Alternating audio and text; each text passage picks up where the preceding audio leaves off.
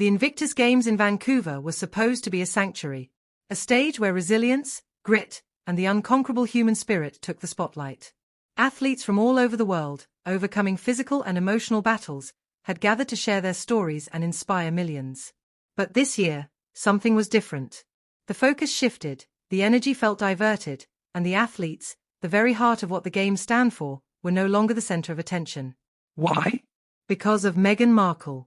No one can deny Meghan Markle's ability to command attention. She's a global figure, a celebrity, a former actress, and part of one of the most talked-about royal families in history. But let's ask the hard question: what does Meghan Markle's presence mean for a gathering like the Invictus Games? Is it about the athletes, or is it about her? Let's not sugarcoat it. Her arrival in Vancouver turned heads, but not necessarily for the right reasons. Reports began circulating that Markle had shown up without an official invitation. That's not a small detail. These games are meticulously planned, down to the last guest. This isn't a red carpet where you can just stroll in. This is about honoring veterans and their monumental achievements.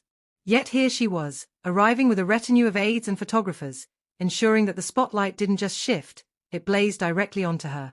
And here's where the cracks started to show.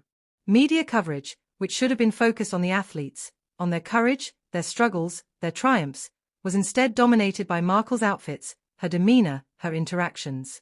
Headlines moved away from stories of survival and perseverance to dissecting Meghan Markle's every move. For the athletes who had worked tirelessly to compete, whose stories deserved to be heard, this was more than a distraction. It was a betrayal of the game's very essence.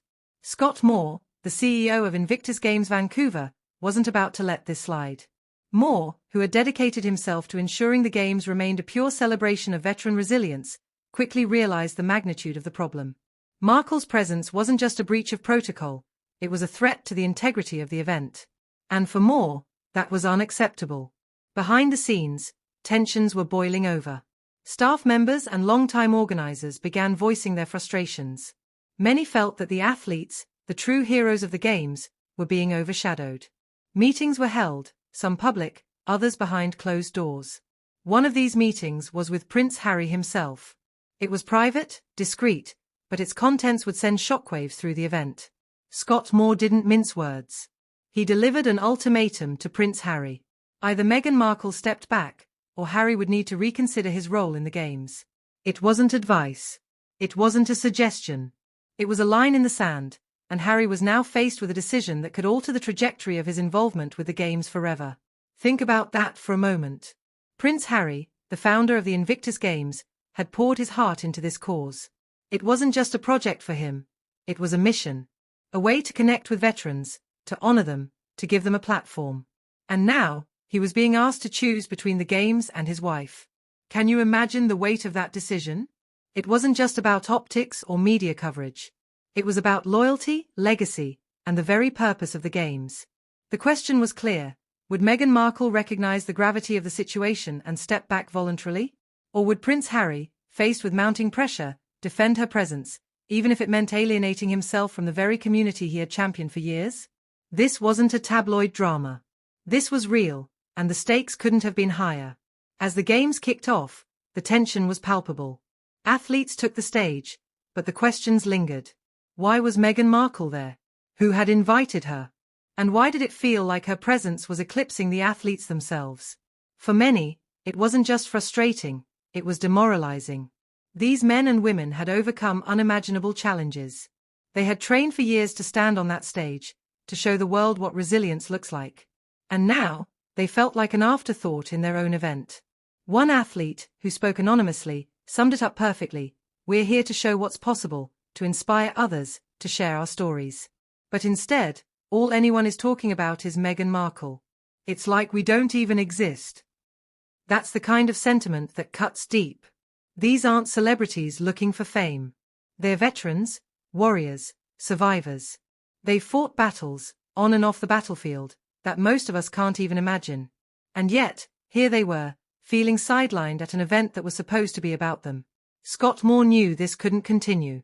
The Invictus Games were at a crossroads. Either they stayed true to their mission, or they risked becoming just another spectacle, another event hijacked by celebrity culture. For Moore, the choice was clear. And so, he stood firm, even as the pressure mounted. But let's not forget Prince Harry in all of this. He was in an impossible position.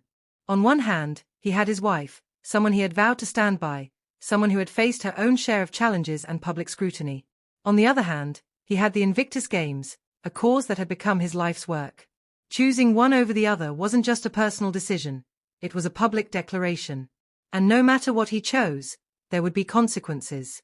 For Meghan Markle, the situation was equally complex. Did she fully understand the impact of her presence? Did she realize how her actions were being perceived, not just by the public, but by the athletes themselves? Or was she so accustomed to being in the spotlight that she didn't see the harm in taking it? The media, of course, had a field day. They capitalized on every moment, every interaction, every whisper of tension. It was exactly the kind of drama they thrive on. But for the athletes, it wasn't entertainment. It was personal. And for the organizers, it was a crisis they hadn't anticipated. As the games continued, the focus did begin to shift back to the athletes, thanks in large part to the efforts of the organizers. But the questions about Meghan Markle's role lingered. Was she there to support, or was she there to be seen? And at what cost? By the end of the games, one thing was clear: the controversy surrounding Meghan Markle's presence had left a mark. It had sparked debates about authority, control, and the true purpose of the Invictus Games. It had forced Prince Harry to confront a decision that could change the course of his involvement with the Games. And it had reminded everyone involved that the Invictus Games aren't about royalty or celebrity.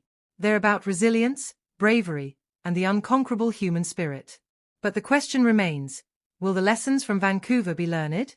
Will the Invictus Games return to their roots, or will they continue to be overshadowed by external drama? Only time will tell. But one thing is certain: this year's Games will not be forgotten. And neither will the athletes, who deserve nothing less than to be celebrated for the extraordinary individuals they are.